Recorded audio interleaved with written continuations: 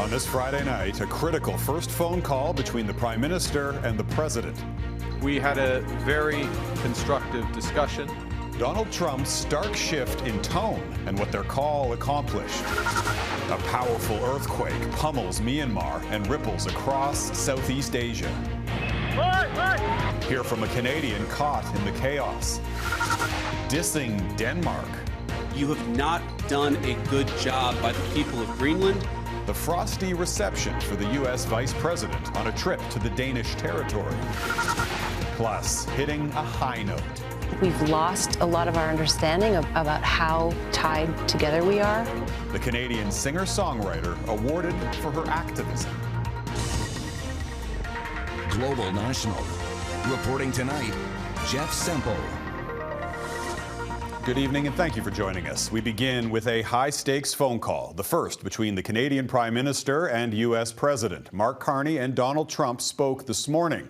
The President said they had an extremely productive conversation. And later, Trump also mentioned Canada in a positive light while discussing his plans for sweeping reciprocal tariffs next week.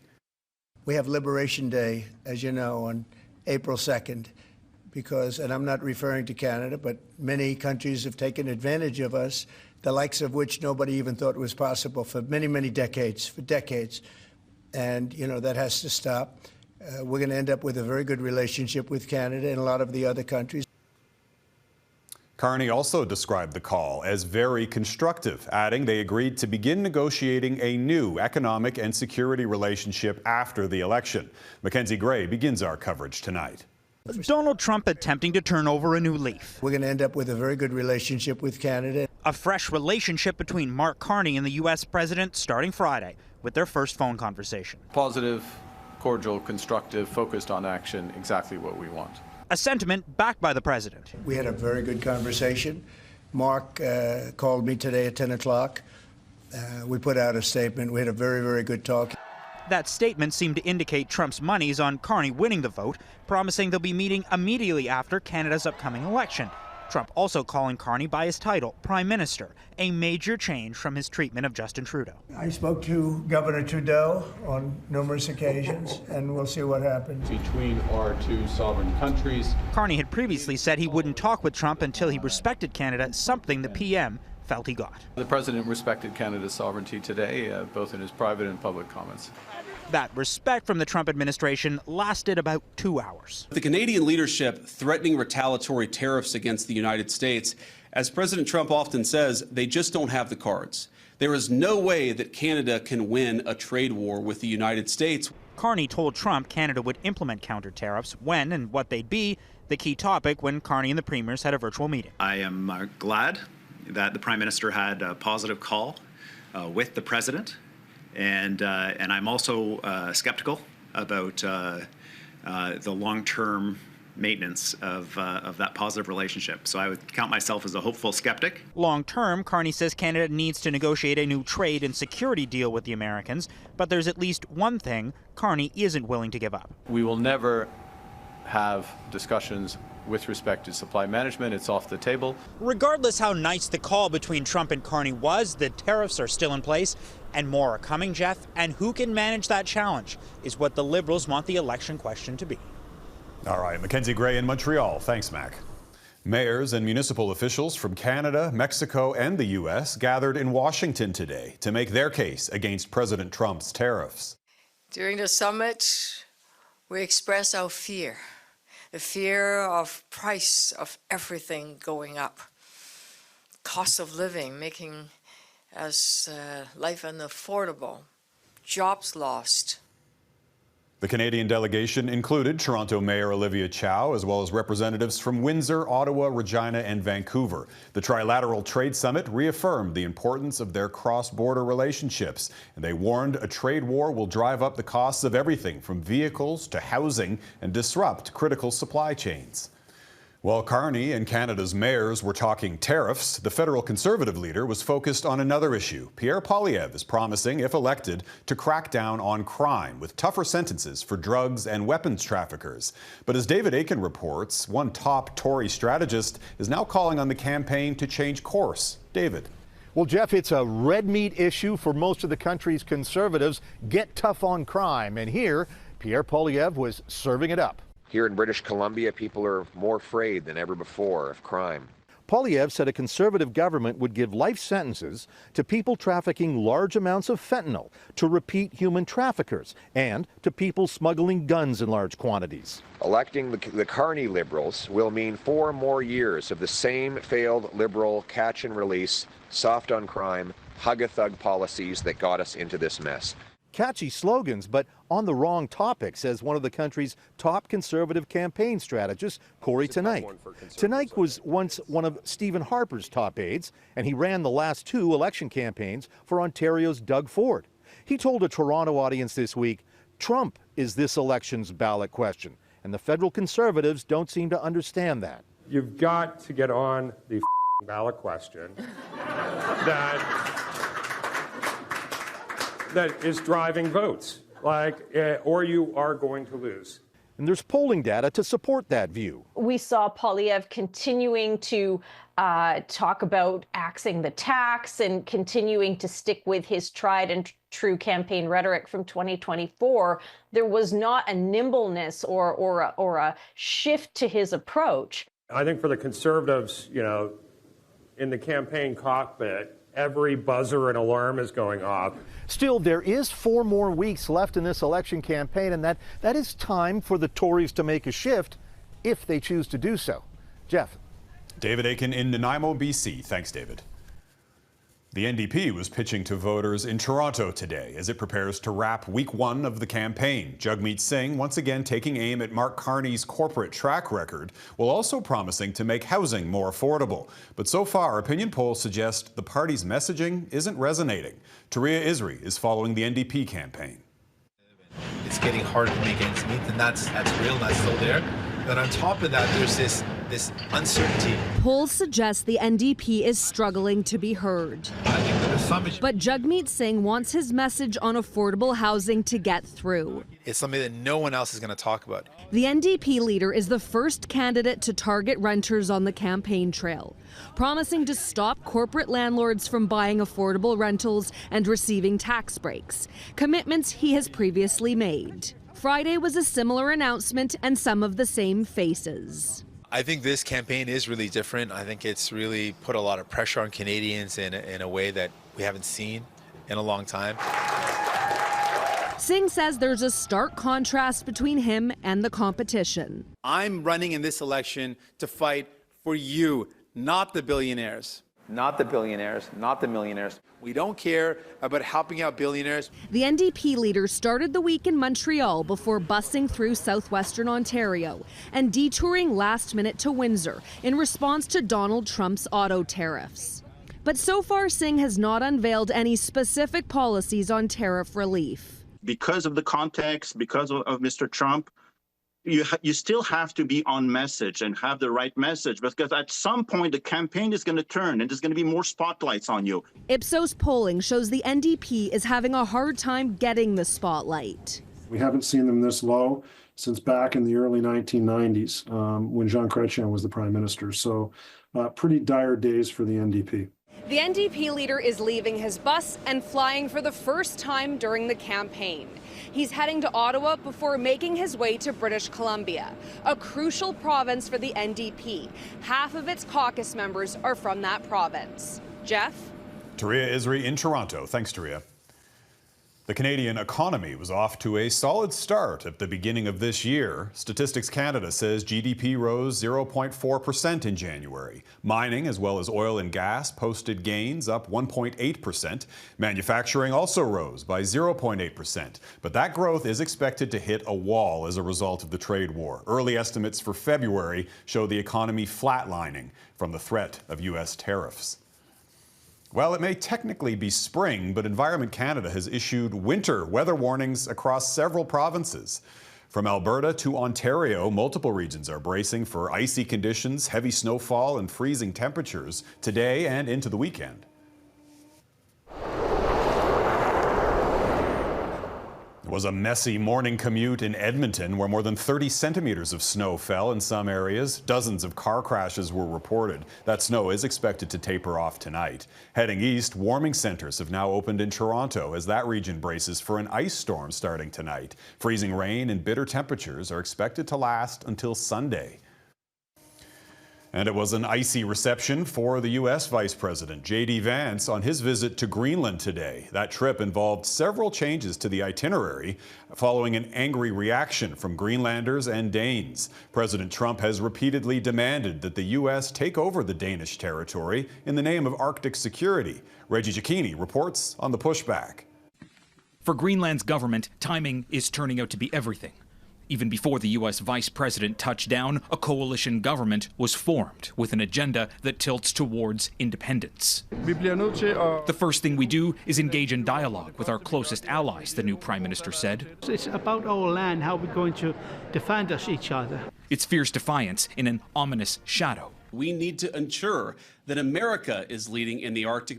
At a military base in the far north, U.S. Vice President J.D. Vance embarked on a diplomatic visit without diplomacy. Please, at ease. There was no greeting by local or government officials, and a multi-day trip where the Second Lady was to visit cultural sites was abruptly called off amid a persistent drumbeat from the Oval Office. We have to have Greenland. It's not a question of, do you think we can do without it? We can't. The current approach that the administration is taking is creating far more resentment towards the United States than existed in Greenland or Denmark. The U.S. argues China and Russia pose a threat in the region, and while it has use of a military base under a long-standing agreement and NATO's presence is significant, it doesn't seem to be enough for the Trump administration, something even the Russians appear to be aware of. Vladimir Putin earlier this week saying it's obvious the U.S. is trying to promote its strategic and economic interests in the Arctic. Nobody was really questioning whether the current arrangements were insufficient. And so, this is a manufactured crisis. There's no reason why the status quo needs to be fundamentally changed. We do not think that military force is ever going to be necessary. We think we're going to be able to cut a deal, Donald Trump style. An apparent promise to plant a flag on land that's already controlled. Reggie Cicchini, Global News, Washington. A deadly earthquake rocks Myanmar and reverberates across Southeast Asia. Coming up, the Canadian caught in the disaster zone.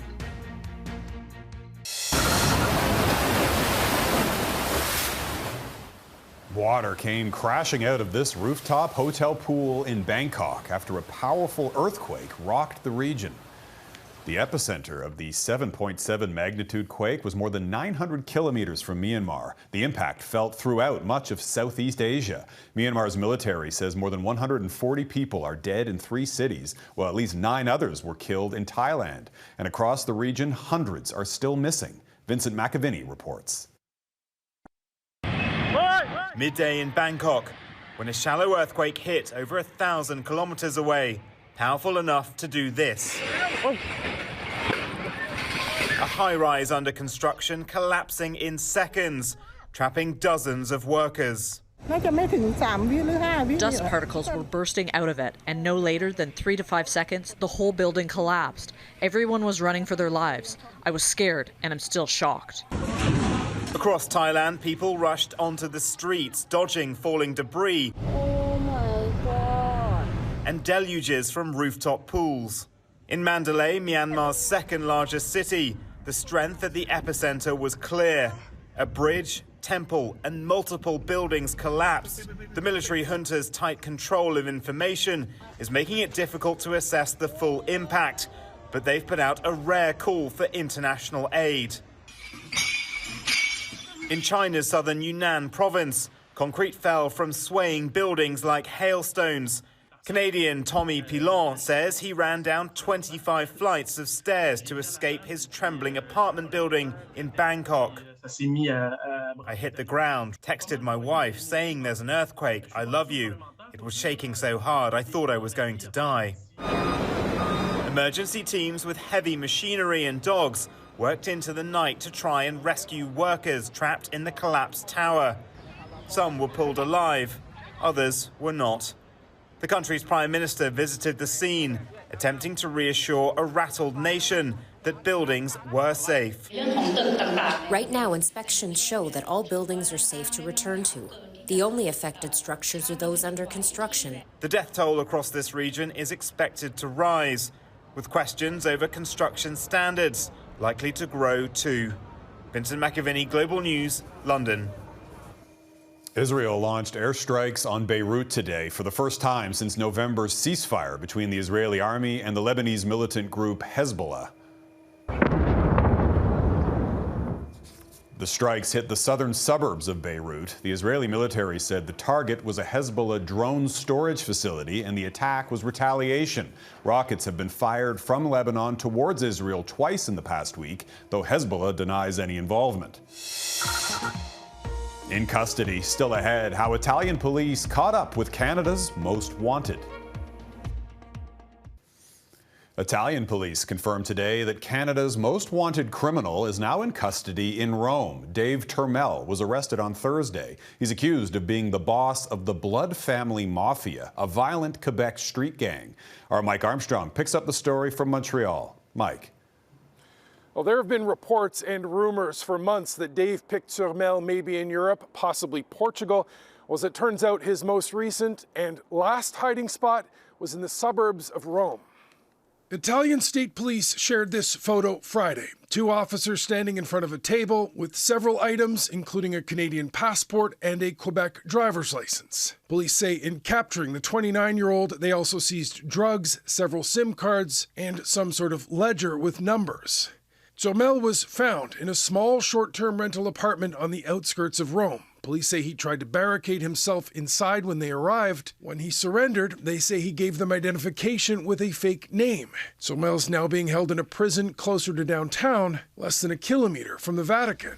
Now, Turmel was at the top of Canada's most wanted list, suspected of leading the Blood Family Mafia street gang, even while on the run. Wherever he is, he seems to be pulling the strings on a lot of things happening in our communities. The BFM gang has been at war with the Hells Angels for more than a year in a conflict over drugs. Traffickers normally pay a 10% tax to the Hells to sell on their territory. The BFM refused and fought back. It has been brutal at times, with BFM members kidnapping and torturing their enemies. Police were offering a reward of up to $250,000 for information leading to Turmel's arrest. That may be what happened. There are reports one of Turmel's collaborators tipped police off with his location. He now awaits extradition home, although he may first face charges in Italy. Jeff? Mike Armstrong in Montreal. Thanks, Mike. King Charles making a quick appearance today, waving to the crowds outside Buckingham Palace. The King cancelled his planned engagements for the day. He was briefly hospitalized this week after experiencing side effects from scheduled cancer treatment. The 76-year-old has been undergoing treatment for an undisclosed form of cancer for over a year. Greater than Gretzky. Up next, Sidney Crosby's streak lands him in the record books yet again.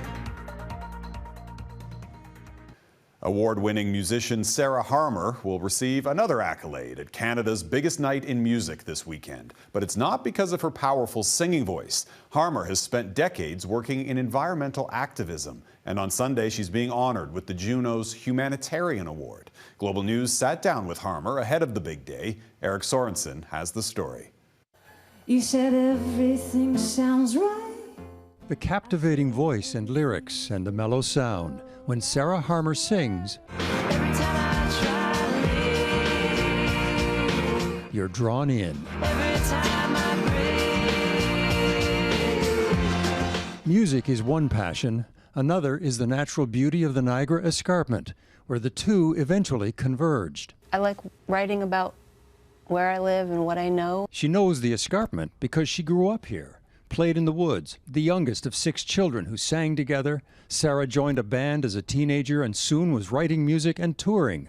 When she came home to Burlington, she saw the escarpment in a new light, breathtaking but fragile. The fact that there are endangered species there, it's very sensitive aquifer. It's ancient. The escarpment's 400 million years old, the rock there. She became active in trying to preserve this natural wonder. from saving the endangered Jefferson salamander to blocking expansion of a massive gravel quarry atop the escarpment. Trying to stop Mount Nemo from just continually being hauled away in gravel trucks.